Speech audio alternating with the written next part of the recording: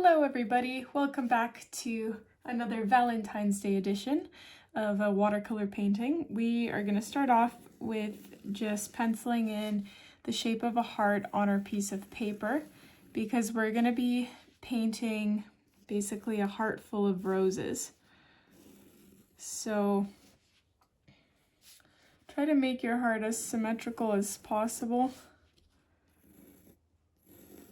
I'm not a fan of drawing hearts. They never turn out as well as spheres for me.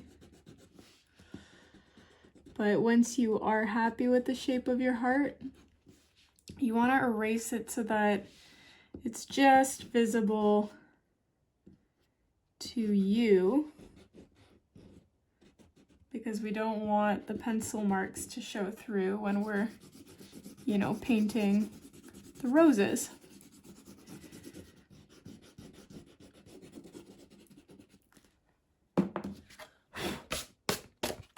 So that's, you can still kind of see the shape of the heart. I can definitely see it, and that's what matters, that you can see your outline. So this is going to be a very loose rose, by the way. So I'm starting out with like a very lightish pinkish red pigment on my paintbrush. And I'm gonna paint, you can start anywhere on your heart. I'm just gonna start over here, and I'm gonna paint these half circle shapes that sort of overlap one another, and then they get larger as they go around. And just make sure you don't surpass the outline of your heart. So while that is, like, I've got that on there, I'm happy with that. But what I'm gonna do is take another brush and just dab on some color in the very center portion of my rose. And I'm gonna let that just spread out and do its thing there. And while that is spreading out, I'm gonna go ahead and start the next one. So just very, very watered down. I'm gonna leave a gap because I do want to paint the really nice rose leaves after I've got my flowers down. And I've got various tutorials going over a lot of types of ways to paint roses. So if this is too fast paced for you, please check those ones out, because there's a lot. I will do a close-up in a moment just to show you, give you a better idea of what I'm doing. I'm gonna go over this one because it kind of faded into nothing there. Okay. So let's do another one here.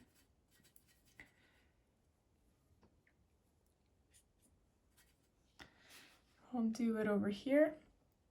So you can see I start with these little half moon shapes, although my pigment is a little bit too dark for my liking there, so I just rinsed it in water, and then I just increase the thickness and just the size in general of my petals as I move outwards. Then I'm taking a more pigmented version of the color, or just a different red or pink in general, and I'm applying it just kind of to the center and allowing that pigment to spread outwards. Okay. And I am just repeating that. You can make your roses like different sizes too, if you would like. Add some more variety to your painting.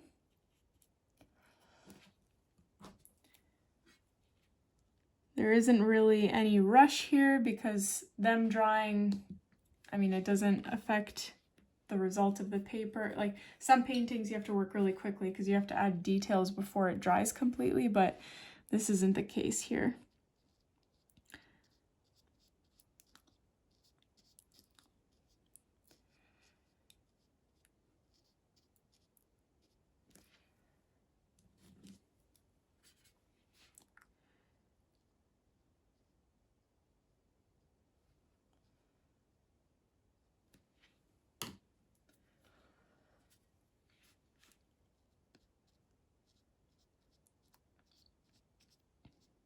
So this painting doesn't even have to be used specifically for Valentine's Day. Like this, now that I think about it, it would be a really nice Mother's Day card too.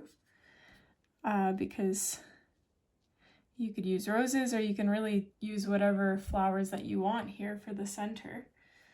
Now that I'm thinking about it, I do want to add a little bit of black in the center of these even.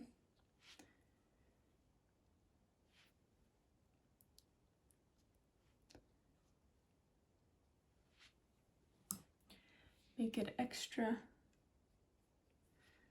mystical with the black.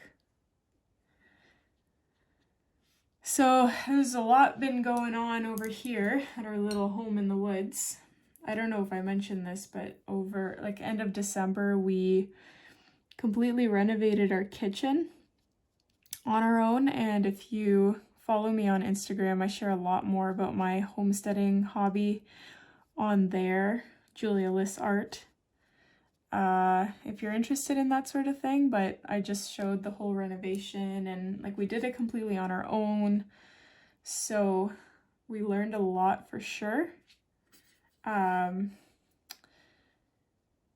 my point is, it seems like when you own a house, the work never stops. There is constantly something that you have to fix. And so now our well water report just came back. There wasn't good news, I'll tell you that. Luckily, like there wasn't any E. coli that will seriously harm us, thank goodness, but there was bacteria present for the first time since we've been doing our well test. And luckily, like the good news is that it didn't come out of nowhere. Like we opened our well head twice in 2022 and didn't shock the well either time. And shocking the well, if you don't have a well, it just means pouring chlorine in there to kill any bacteria. We didn't do that either time, so I'm really hoping that it's just from that. If it is, we just shocked the well now, so that should take care of it. But I guess we'll find out if this is a perpetual problem or just a problem that clearly hasn't affected us if it was the case. Because like we opened our well in June and in December. So if it's from the June one, then clearly the bacteria is not harming us. It's not the harmful kind. Anyways, so I think I'm happy with the amount of roses that I've got down here. I'm going to fill in all these white gaps with green petals. So what I want to do is use the petals to fill in the space as much as I can, because the petals are what are going to shape the heart, because right now it doesn't really have a shape. So be mindful, like you can, but I don't want to overlap any of my leaves with the flowers. So I'm trying my best not to do that.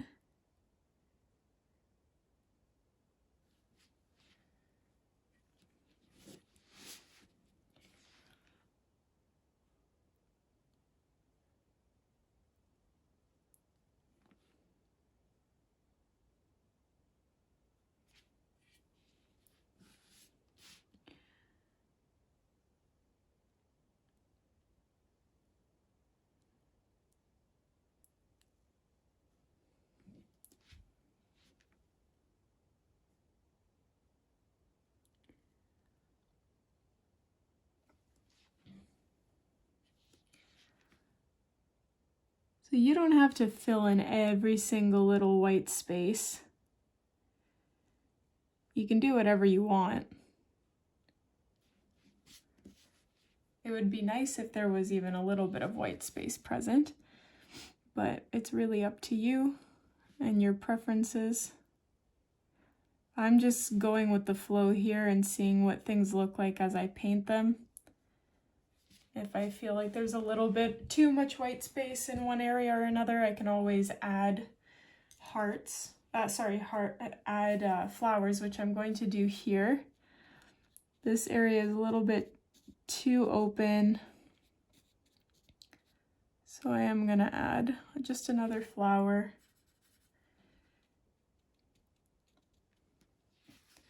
Just like that, and I think I might do another one there.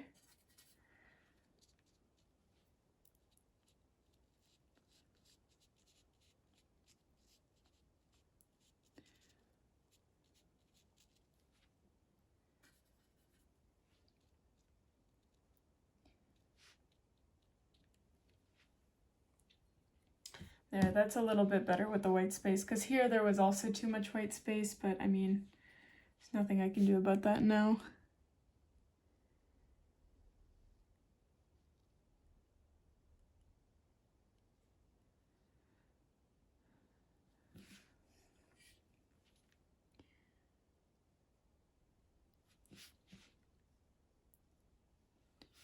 So yes, back to my story. We shocked the well, we poured chlorine down there today. So we have to let it sit overnight. And then tomorrow, it's like a whole process, right? Because you can't run the chlorine water into your septic system because it will destroy the good bacteria in there. So you have to really follow this process to make sure that your well is disinfected, but also that you don't harm your septic system in the process. So it's kind of a delicate dance.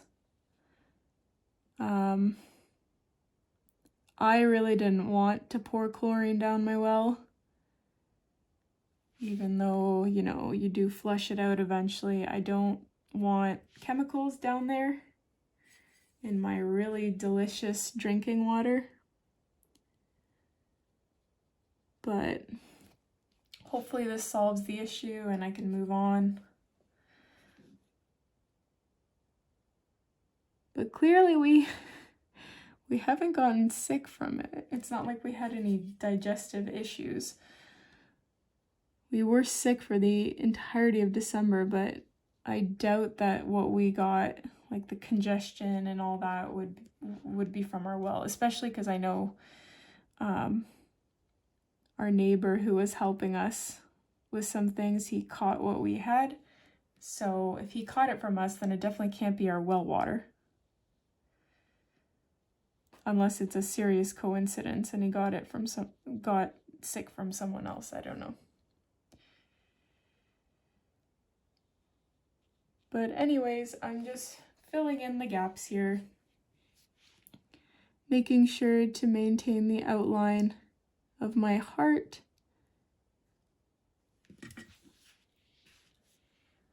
With all the little white gaps.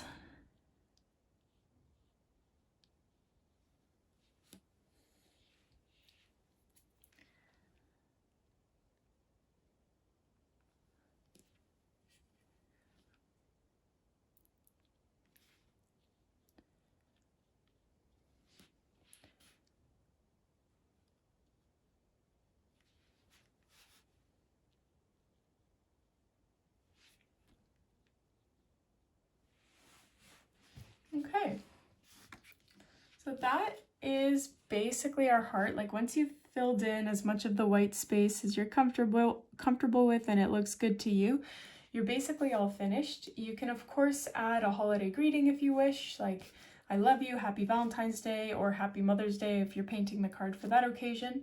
But I hope you guys enjoyed this really easy tutorial. Please give it a thumbs up if you did, and subscribe for weekly watercolor tutorials. Thanks for watching.